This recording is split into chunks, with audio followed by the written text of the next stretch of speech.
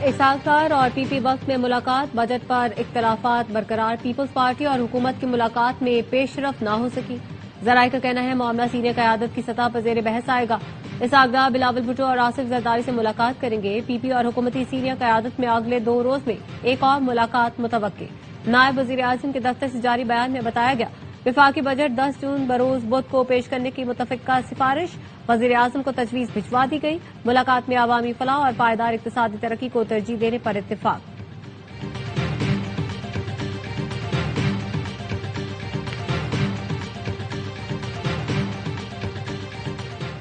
گلگت میں کچھ سیاسی پارٹیاں مینجمنٹ کے چکر میں ہیں۔ 7 جون کو عوام تیر پر ٹھپا لگا کر جیالہ وزیر اعلیٰ لائیں گے۔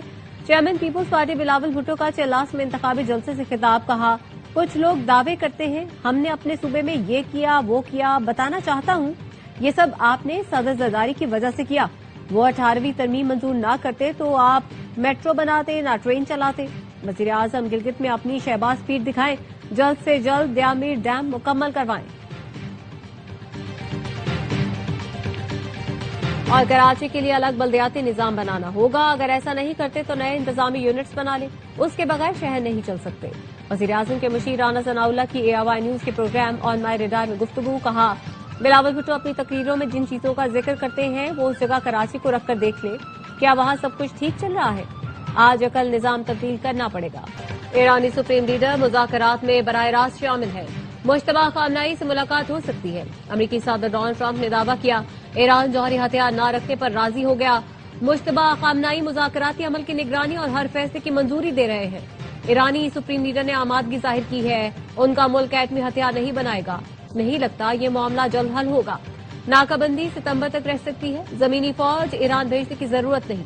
ٹرمپ نے نیتن یاہو کو ڈانٹنے کی بھی تصدیق کر دی، کہا میں نہ ہوتا تو اسرائیل کا وجود مٹ جاتا۔ لبنان پر مسلسل حملوں کے باعث پریشان تھا، اس لیے اسرائیلی وزیر اعظم نیتن یاہو سے سخت لہجے میں بات کی، لیکن میں غصے میں نہیں تھا۔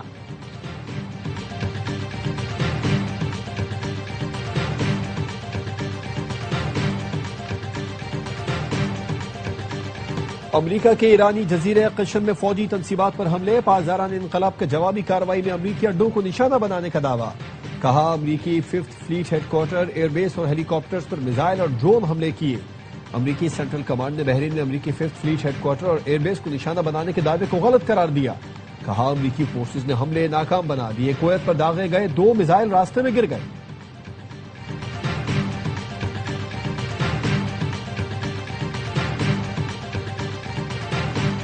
کویت پر ایران کے حملوں میں ایک شخص جاں بحق، 63 افراد زخمی۔ کویتی وزارت خارجہ نے تصدیق کر دی، ایئرپورٹ پر ایمرجنسی نافذ۔ کویتی فوج کا کہنا ہے ایران نے کویت انٹرنیشنل ایئرپورٹ سمیت سویلین اور اہم تنصیبات کو نشانہ بنایا۔ ان حملوں کے نتیجے میں ایک بھارتی شہری مارا گیا۔ ایران کی جانب سے فائر کیے گئے 13 بیلسٹک میزائل اور 17 ڈرون کو ٹریک کر کے فضا میں ہی تباہ کر دیا گیا۔ تباہ شدہ میزائلوں اور ڈرونز کا ملبہ مختلف رہائشی علاقوں میں گرا۔ کویت نے ایران کے 2 سفارتکاروں کو ناپسندیدہ شخصیت قرار دیتے ہوئے ملک چھوڑنے کا حکم دے دیا۔ کویتی وزارت خارجہ نے ایرانی ناظم الامور کو طلب کر کے ایران کی جانب سے کیے جانے والے حملوں پر شدید احتجاج ریکارڈ کروایا۔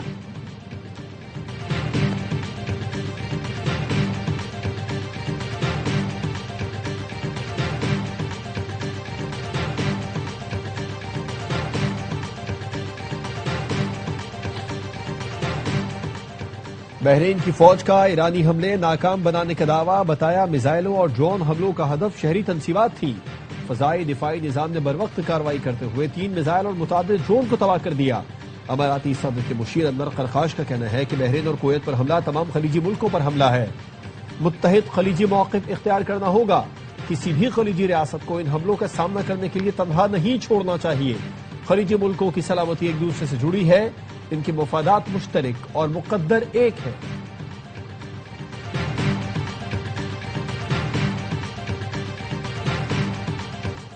امریکیوں نے ثابت کر دیا وہ سفارتکاری سے زیادہ میزائلوں کی زبان سمجھتے ہیں۔ ایرانی قومی سلامتی اور خارجہ پالیسی کمیشن کے ترجمان ابراہیم رضائی کا کہنا ہے ایرانی بحریہ اور فضائیہ کے نوجوان پرجوش اور تیار ہیں۔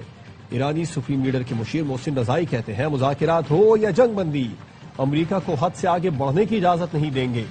ہر حملے اور جارحیت کا جواب میزائلوں اور ڈرونز کی بارش سے دیا جائے گا۔ تاریخ واپس نہیں مڑے گی، حملہ آور کو تیزی سے سزا دی جائے گی۔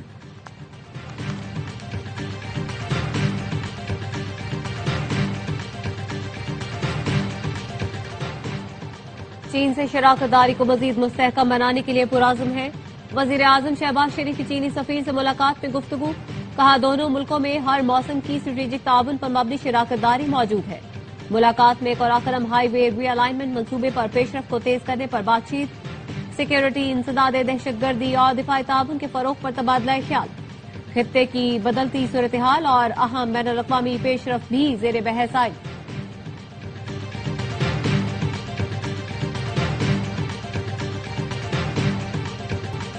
मुखालिफिन आपके पास आकर बड़े बड़े दावे करेंगे, बंद दरवाजे के पीछे आपके हुकूक का सौदा करेंगे। आसिफा भुट्टो जरदारी का हुंजा में इंतखाबी जलसे से खिताब, कहा बिलावल वाहिद लीडर हैं जो अवाम के मुस्तकबिल का सोचते हैं। बिलावल भुट्टो नफरत और तकसीम की सियासत नहीं करते। पीपल्स पार्टी अवाम के हुकूक की जंग लड़ती रहेगी। बजट में आवाम को रिलीफ देने के लिए इकदाम कर रहे हैं। कारोबार दोस्त पॉलिसियों से मुल्की मईशत मुस्तहकम और बैरूनी सरमायाकारों का एतमाद बहाल हुआ। ऐसी सनतों के फरोग के लिए कोशिश है जिनसे मुल्क की पैदावार बढ़े। वजीर आजम की मारूफ सनतकारों और मुमताज कारोबारी शख्सियात से मुलाकात में गुफ्तगू, कहा हुकूमत और निजी शोबे की मजबूत शराकतदारी मुआशी तरक्की की जमानत है। पाकिस्तान रेलवे के तरक्याती मंसूबों से मुतालिक इजलास में कहा रेलवे के मेगा मंसूबों के लिए बजट फराहमी यकीनी बनाई जाएगी। तमाम जारी मंसूबों में आलमी मयार और इंतजामी शफाफियत और कारकर्दगी को यकीनी बनाना अवलीन तरजीह है।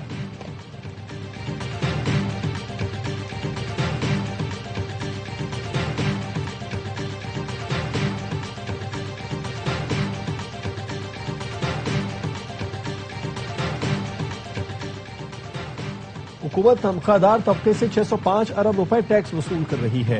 बजट में 1,15,000 रुपए माहाना आमदन वालों को टैक्स छूट दी जाए। अमीर जमात इस्लामी हाफिज नईमुर रहमान का इस्लामाबाद में बजट सेमिनार से खिताब, कहा तनख्वाहदार तबके का टैक्स बराह रास्त तनख्वाह से कट जाना तय है। हुकूमत जितने भी दावे करे असल मामला कुछ और है। बेनजीर इनकम सपोर्ट प्रोग्राम के जरिए छोटे से बड़े वडेरे तक नेटवर्क बना दिया गया। IPPs मुआहदों का फॉरेंसिक ऑडिट हो जाए तो हुक्मरान लौटक जाएंगे।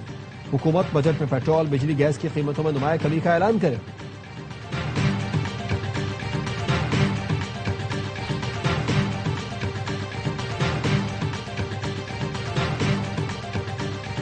दस जून को PTI पार्लियामेंट के सामने धरना देगी या नहीं, सोहेल आफरीदी और शेख वकास अकरम आमने सामने आ गए। वजीर आला KP ने कहा शेख वकास धरने में आ सकते हैं तो आए, किसी के आला कार न बने। शेख वकास अकरम ने ARY न्यूज के प्रोग्राम 11th आवर में कहा था एहतजाज का ऐलान सोहेल आफरीदी ने क़यादत की मुशावरत से किया है तो सर आंखों पर, लेकिन पार्टी क़यादत ने MNAs को धरने का नहीं बताया।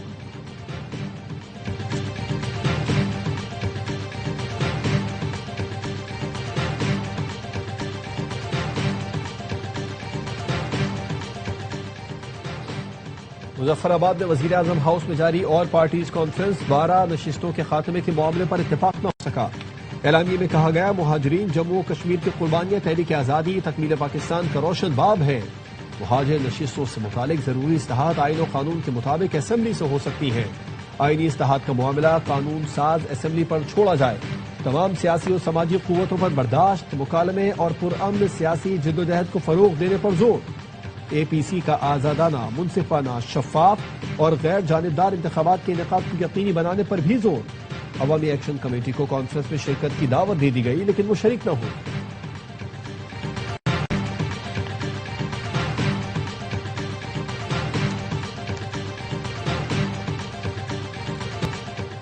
पुलिस को तड़ियां लगाने, कानून को चैलेंज करने वाली अनमोल और पिंकी का हुलिया ही तब्दील हो गया।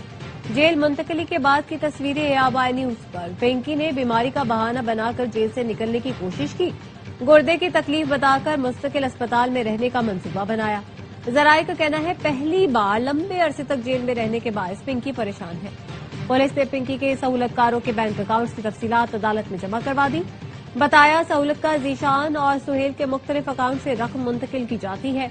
अनमोल पिंकी शहर भर में करोड़ों रुपए की मनशियात फरोख्त करती है।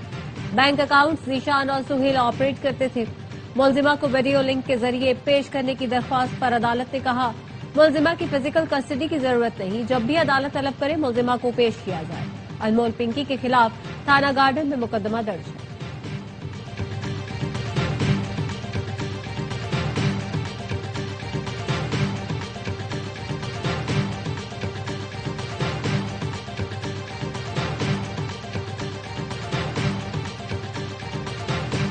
ہل پارک کے اطراف غیر قانونی تعمیرات KMC محکمہ لینڈ کے ڈپٹی ڈائریکٹر نعمان کو معطل کر دیا گیا. بلدیہ اور جمشید ٹاؤن کے ڈپٹی ڈائریکٹر کو شو کاز نوٹس جاری. ڈپٹی ڈائریکٹر لینڈ کی جانب سے پلاٹ نمبر 39G4 کی کنڈیشنل NOC جاری کی گئی تھی. ہل پارک کی سرکاری اراضی پر قبضے کے خلاف رات گئے KMC کا آپریشن. ہیوی مشینری کی مدد سے زمین پر تعمیر دیواروں اور کمرے کو توڑ دیا گیا. میئر کراچی مرتضی وہاب کہتے ہیں PSHS انتظامیہ پلاٹ کے کاغذات پیش نہ کر سکی. وفاق کو بھی خط لکھا ہے, کسی کو KMC کی زمین پر قبضہ نہیں کرنے دیں گے.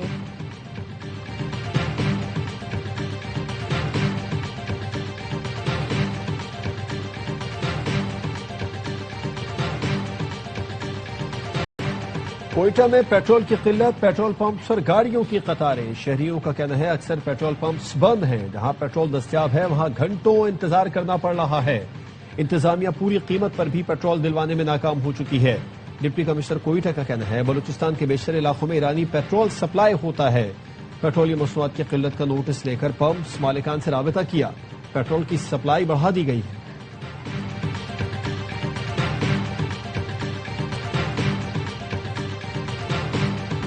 توانائی بچت مہم. وزیر اعظم نے کاروبار کی بندش کے نئے شیڈول کی منظوری دے دی. دکانیں, مارکیٹیں, مالز اب رات 9 بجے بند ہوا کریں گی.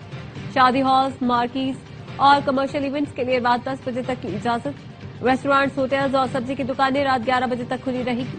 میڈیکل سٹورز, IT کمپنیاں, تندور, جیمز, فیول اسٹیشنز کو استثناء حاصل.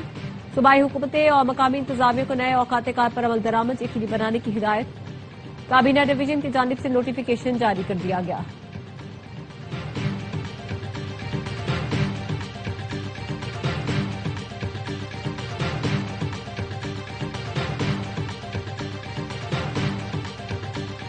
فیفا ورلڈ کپ کی آمد. پاکستان کے منی برازیل میں رونق لوٹ آئی. کراچی کا علاقہ لیاری فیفا ورلڈ کپ 2026 کے استقبال کے لیے تیار. محلہ علی محمد کی دیواروں پر دل فریب رنگ. فٹ بال لورز کے چہروں پر مسکراہٹ اور جوش 7ویں آسمان پر. برازیل کا ہے اول نمبر. ارجنٹائن اور پرتگال کے چاہنے والوں کی تعداد بھی کم نہیں. نوجوان اپنے سٹارز کی جرسیوں میں دکھائی دے رہے ہیں. کہتے ہیں فٹ بال صرف کھیل نہیں, ثقافت اور شناخت کا حصہ ہے. بین الاقوامی مارکیٹس میں خام تیل کی قیمتوں میں مزید اضافہ. برینٹ خام تیل $98 فی بیرل چڑھ گئے. امریکی ویسٹ ٹیکساس کی قیمت $96 سے زیادہ ہو گئی. پاکستان سمیت بین الاقوامی مارکیٹوں میں سونے اور چاندی کی قیمتوں میں کمی. فی تولہ سونا $8,600 کم ہو کر $4,67,000 کا ہو گیا. پاکستان میں فی تولہ چاندی کی قیمت $259 کمی کے ساتھ $7,894 ہو گئی.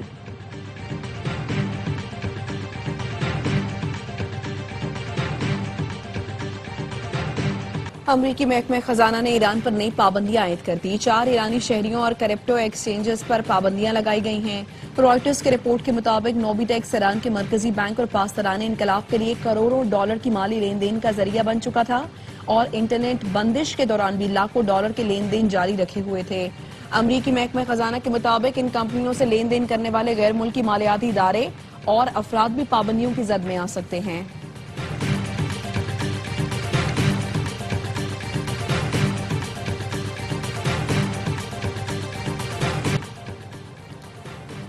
مسٹری سپنر ابرار احمد کی ون ڈے رینکنگ میں ترقی. ابرار بالرز رینکنگ میں 7 درجے ترقی کے بعد کیریئر بیسٹ 4تھے نمبر پر آ گئے.